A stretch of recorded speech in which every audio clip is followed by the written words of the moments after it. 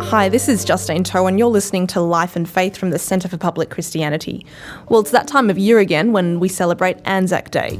On that day that we remember the sacrifice of thousands of veterans who fought for Australia. And of course there's been many wars where that's happened, but Gallipoli looms large in our national memory. And the site in Turkey receives many, many visitors on Anzac Day, where there are all these ceremonies commemorating those who fought there and the sacrifice that they made. Now, Simon, I've never been to Gallipoli myself, but I think you have. Is that right? I have, yeah. It was a few years ago now, but it doesn't seem like that. And it's a fascinating place to go. I didn't go on Anzac Day itself, but every day of the year you'll find young Australians and Kiwis there who've come from all over the place. And it's a beautiful place. It's a bit strange because you remember this in our memory, and you've brought up understanding the story there of terrible carnage and human loss. But you get there and it's this stunningly beautiful, sort of rugged area with this aqua water below it. And the day I was there, it was beautiful sunshine, crystal clear water. It seemed sort of incongruous with the memory of the place itself. Does Anzac Day have a lot of significance for you? It does, in a way. I mean, I must admit I was at a school that used to march in Anzac Day every year, and so it loomed large again in my sort of childhood. And I guess I've been brought up on those stories of Simpson and his donkey and the sacrifice and so on. I mean, I don't think it's overly significant in the sense that I'm not out there always at the marches and so on, but I do think it's an important day for various reasons. Yeah, we actually asked the people of Sydney whether Anzac Day had any special significance for them as well. Let's have a listen to what they had to say. When I was a teenager, I was very concerned that I was glorifying war. As I got older, I guess I gained a greater understanding of the fact that there's been people in the past who've done a great service for Australia. I was a Girl Guide leader for a long time. I used to march with the guides. Now I march with my class of students at school. It's not a glorification of war. It's a memory of people that lived on this earth and died. I am a Christian, and I say my prayers every night for their souls. So I do think about it. I think it's used by politicians to boost things that they shouldn't be doing, to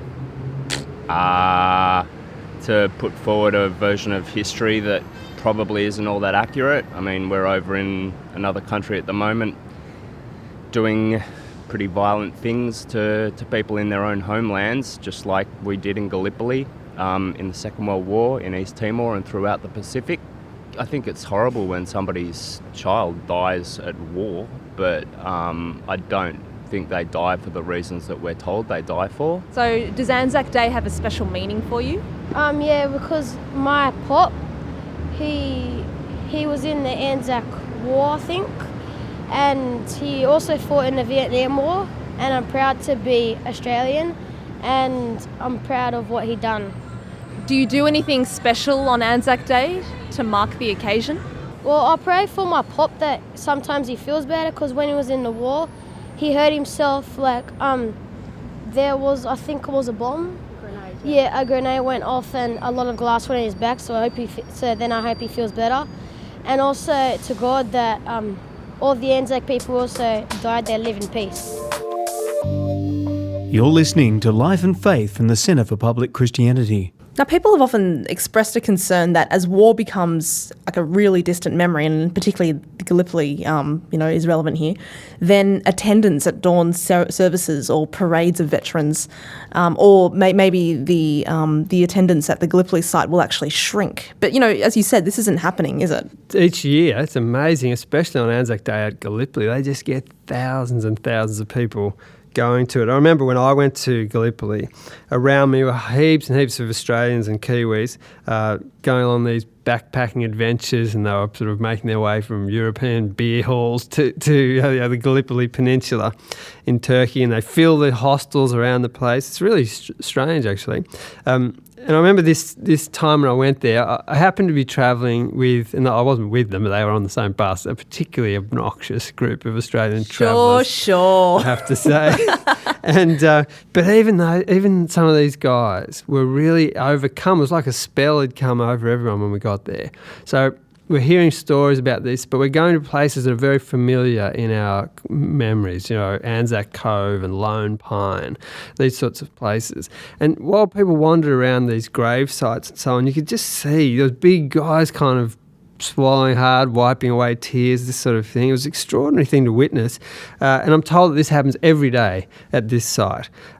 Strangely, the young people don't seem to have abandoned the commemoration of Anzac Day. And dawn services again this year packed with lots of different people, as well as people making that pilgrimage to Gallipoli. It says something about us. I'm not sure exactly what. How about we talk about why you think that young people are so drawn to this event? It's hard to say, but I'm tempted to talk about a hunger for spirituality that I think this might represent. I read a bit of work from Tom Wright, the former Bishop of Durham, who argues that a hunger for spirituality is a part of life for Westerners.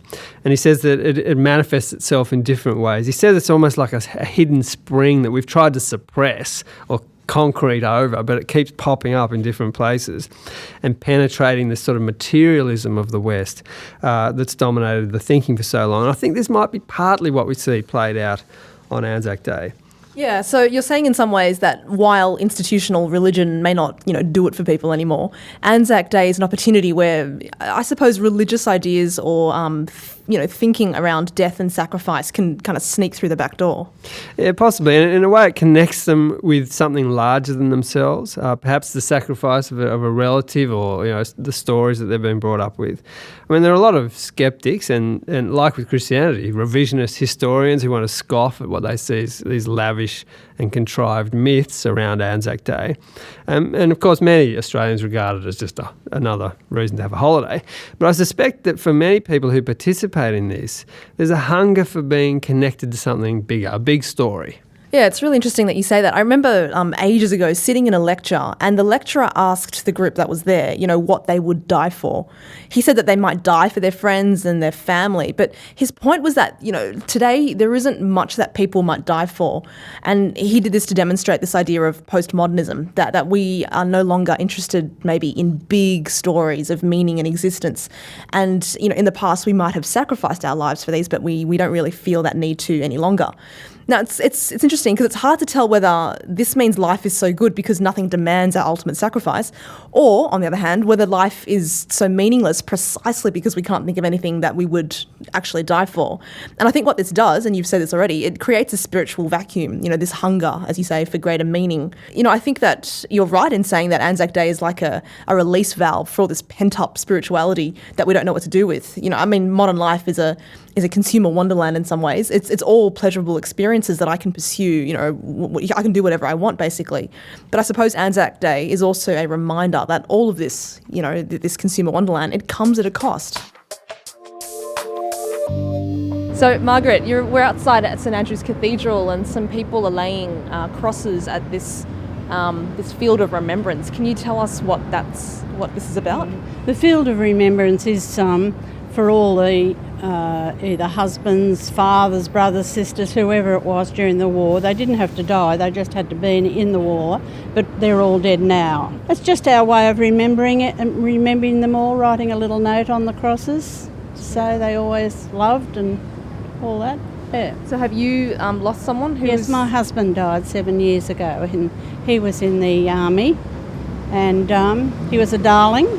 And I miss him something terribly, and we all do, really. You go into war widows and everybody has the same story. We all miss them. So he was in the 2nd 1st Anti-Aircraft. He was a gunner and had a bad time, but they all died from war injuries. We've got young ones here, 23 and 24. You mean widows who Yes, who from the Afghanistan war. If we look here, we've got lots of crosses, which, the cross is a religious symbol. How do we think of that? Well, yes, they do. But if you don't want a religious symbol, you can just have a plain one without a cross on it. You don't have to. Most of us put the cross on there because I suppose underneath we're religious. The Centre for Public Christianity, Beyond Religion. When you think of what happens on Anzac Day morning, it's such a sort of it's such opposed to a lot of what else we get in our life. It's not superficiality, things that are quick and loud and so on. This is sombre, It's early starts.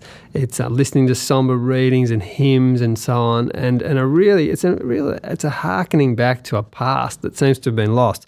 The Australian commentator Hugh Mackay would agree with Tom Wright in terms of spirituality. Mackay wrote a book a few years ago, The 10 Desires That Drive Us, and he identified the desire for something to believe in as a key desire. Regardless of the debates about God or whatever, he says that in the ever-expanding range and variety of religious faith and practice, the underlying truth is inescapable. There's a powerful human desire to believe in something in the realm of the non-material. And we can see this in the way that Anzac Day is commemorated. War memorials, you will have noticed, often have the old King James version of John 15:13 from the Gospel of John, words that I reckon still stir the imagination of the most hardened cynic. You've read them on the war memorials. Greater love hath no man than this, that a man lay down his life for his friends. This is the ultimate sacrifice, giving of a life for another. Yeah, well, this quote from John that you mentioned, it concerns the sacrificial death of Jesus on the cross. So the fact that this verse is inscribed on war memorials, and the fact that you've also said that at these ceremonies hymns get sung and all that sort of thing, it actually does show a resonance with the Christian story, doesn't it? It really does. The John verse recalls the Easter story of sacrifice of one, Jesus, for everyone else. And of course, the Easter story doesn't end with Jesus' death, but with this sort of strange and ancient story of a resurrection, which really represents a glimmer of hope that death is not the end of the story. That's the Christian claim and hope. So if you take that Easter story seriously and you read it kind of next to the Anzac Day story of death and war and sacrifice, you can see a really powerful balm to that jolting finality of standing before a grave, whether it's at Anzac Cove or at Castle Hill, whatever it might be. It reminds us that the grave isn't the last word on what it means to be human. And you can see that hope. You see that at Gallipoli. I remember reading these inscriptions on the tombs, on the headstones around the place at Gallipoli. Our dear son lost his life to find it, one of them said. Another said, not goodbye, but good night. It's part of this longing that we have that Easter morning taps into, and Anzac Day is an outlet for, and that we experience in this sort of national scale, that longing that life will overcome death ultimately.